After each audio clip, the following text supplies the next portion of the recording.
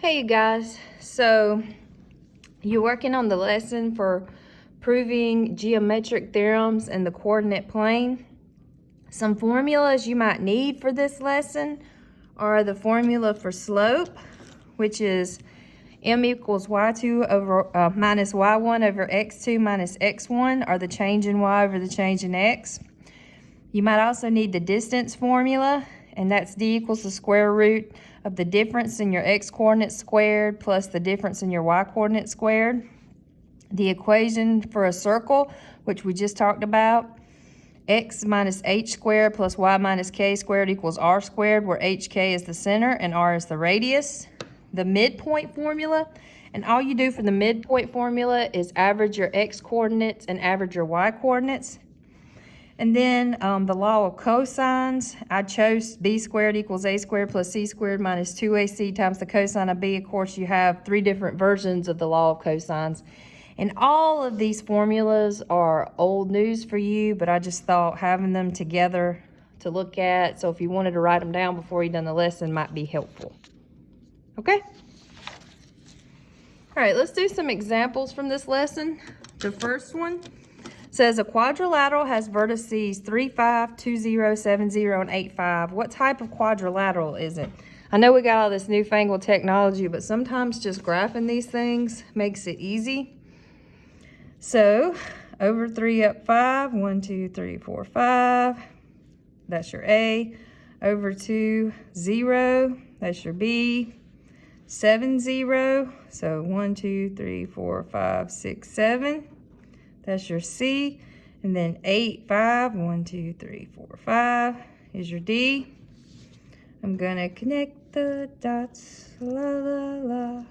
And then, all right, well, what shape is that, you guys? What type of quadrilateral is that? It looks to me like it's a parallelogram. How about you?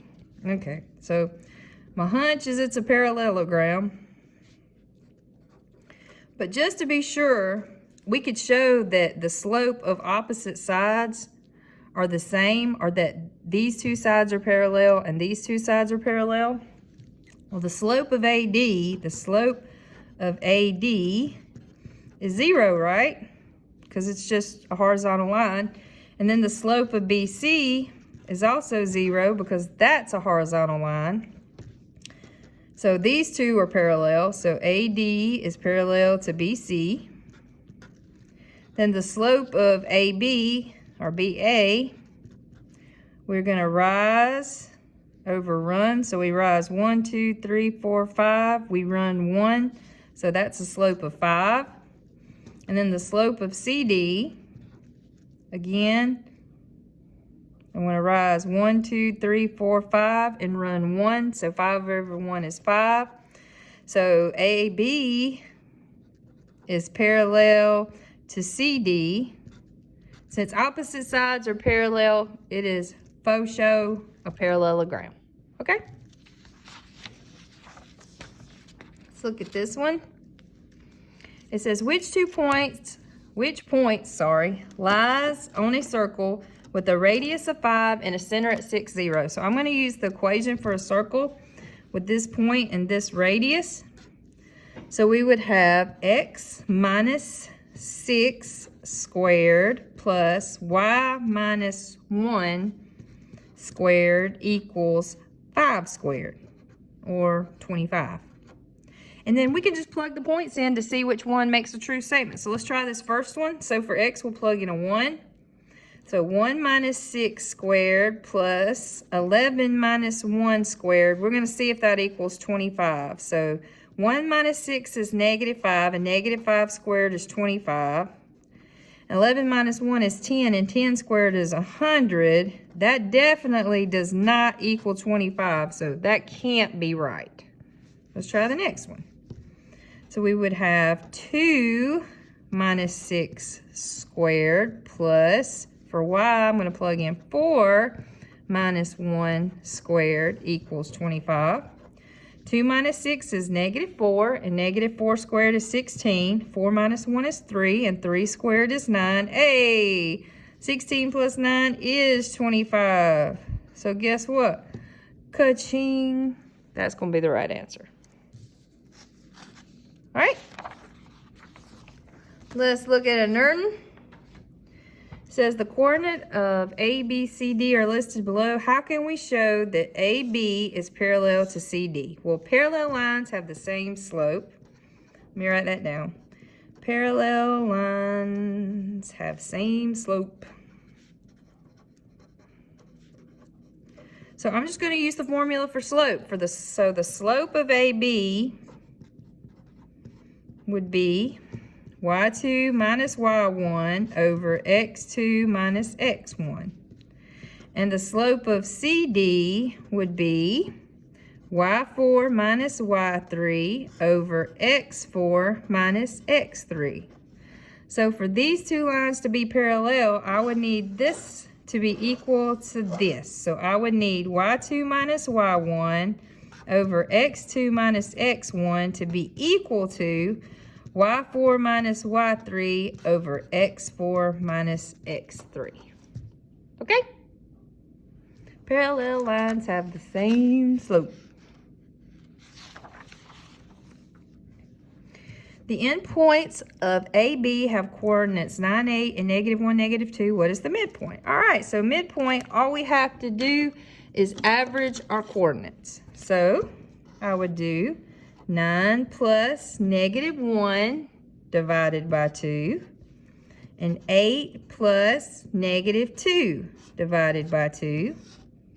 9 plus -1 is 8. 8 plus -2 is 6. 8 divided by 2 is 4. 6 divided by 2 is 3. So that's it. The midpoint would be 4, 3. Those are easy. All right, let's do one that's not so easy. All right, this one says that the vertices of a triangle are at 7, 5, 4, 2, and 9, 2. What is the measure of angle ABC? Oh, this one sounds great. Let me graph it. So 7, 5, 1, 2, 3, 4, 5, 6, 7. 1, 2, 3, 4, 5. A booyah. 4, 2. 1, 2, 3, 4, 1, 2. That's my B. And then 9, 2. So that's 4. 5, 6, 7, 8, 9. Right, 1, 2. Did I count that right? 1, 2, 3, 4, 5, 6, 7, 8, 9. 1, 2. All right, so here's my triangle. So to do this, I'm going to need to find these side lengths. They're wanting me to find this angle right here. Question mark. So let's find the length of each side. It's not going to be so hard for the bottom, right? So this segment is 1, 2, 3, 4, 5 units. Now, for the other segments, I'm going to have to use the distance formula. So to find the length of AB, well, let's do it down here. Okay. So to find the length of AB,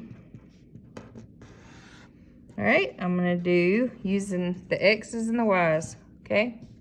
So 7 minus 4 squared plus 5 minus 2 squared. So that would just be the square root of 7 minus 4 is 3, and 3 squared is 9. 5 minus 2 is 3, and 3 squared is 9. So that's the square root of 18. And you could simplify that, but for these purposes, I don't have to, so I'm not going to. Now so where's that at? AB. This is the square root of 18. All right, let's find AC. So the length of AC, using the distance formula, would be 7 minus 9 squared plus 5 minus 2 squared, 5 minus 2 squared. So that would just be 7 minus 9 is -2, and -2 squared is 4. 5 minus, so that's 4, yeah, I squared it. And then 5 minus 2 is 3, and 3 squared is 9. So this would be the square root of 13. So this one is the square root of 13. So you remember, if you have side, side, side, and you want to find an angle, we're going to have to use the law of cosines. So for the law of cosines, and since we're wanting angle B, I'm going to use B squared equals a squared plus c squared minus 2ac times the cosine of the measure of angle B. So B is the square root of 13, so the square root of 13 squared equals a is 5 squared plus c is the square root of 18 squared minus 2 times 5 times the square root of 18 times the cosine of big B. All right, the square root of 13 squared is 13. 5 squared is 25. The square root of 18 squared is 18 because a square root and a square cancel each other out. Minus 2 times 5 times the square root of 18 is 10 times the square root of 18. Cosine of B. All right, 25 and 18 is 43. So I'm going to subtract 43 from both sides. So we get negative 30. I'm going to end up having to simplify that radical. Equals negative 10 times the square root of 18 cosine of B. We'll see. All right, if it's beside, then you divide. Negative 10 square root of 18 over here, negative 10 square root of 18. And you can cancel some stuff out. So we have the cosine of B, because this cancels, is equal to negatives cancel. 30 divided by 10 is just 3 over the square root of 18. Let's try to be lazy and just go ahead and do the to get rid of this cosine, I'll do the cosine inverse of both sides. And let's see how that rock and rolls.